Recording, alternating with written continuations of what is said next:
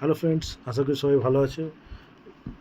ব্লকের ক্যাপশন দেখেই বুঝতে পারছো যে আজকে একটি মন্দিরে পুজো দিতে যাবো। আজকে হচ্ছে শনিবার।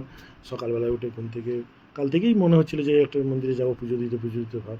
তো সকালবেলা ঘুম থেকে উঠে নিজেকে রেডি করে নিলাম। রেডি করে নেওয়ার পরে হচ্ছে সাইকেল নিয়ে আমরা বেরিয়ে চলে গেলাম। সাইকেলটি হচ্ছে এরকম কারণ কি এত গরম যে বাড়ি থেকে 1 কিলোমিটার দূরে, সেই জন্য মেয়েকে নিয়ে চলে গেলাম মন্দিরের সামনে। মন্দিরের সামনে আমার একটা বান্ধবীর দোকান ছিল।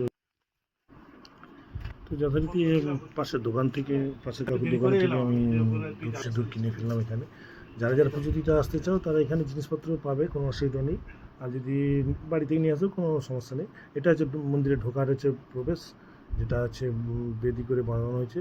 বর্ষার সময় বৃষ্টি হলে অসুবিধা হয়। এবং এই 4 সাইডে এখন দেখছি একটা নতুন তুলসী মঞ্চ করে দিয়েছে। যা আর একটা এখানে বৈঠকখানা বসা হয়েছে, যে পুজোর সামগ্রী এখানে সব জমা করা হয় এবং তারপরে মন্দিরের ভিতরে প্রবেশ করা হয়।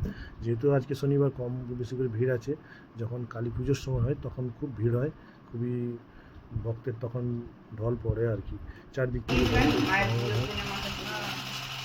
ভোট দেখাচ্ছি মাকে, যাতে মা সবাইকে ভালো রাখে এবং বৃষ্টি যাতে তাড়াতাড়ি আসে। এই মন্দিরের বাইরের যে চিত্রটা, এই বাইরের চিত্রটা হচ্ছে পুরো বাঁকুড়ার যে চিরেকোটা মন্দির যেগুলো আছে সেই আদলেতে তৈরি মন্দির।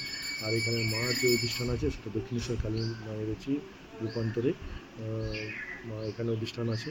এবং এই মাকে দেখে খুবই জাগ্রত মা, সবাইকে ভালো রাখে। যাই হোক, বাকি কিছু বললাম না, কেননা আছে এত গরম।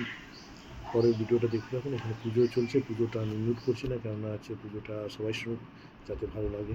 এবং এখানে যারা মন্দিরটা যে আদালতে তৈরি হয়েছিল সেই লেখা আছে। পুষ্পাঞ্জলি চলছে, বাকিটা দেখতে থাকুন, বাকিটার ভিডিও।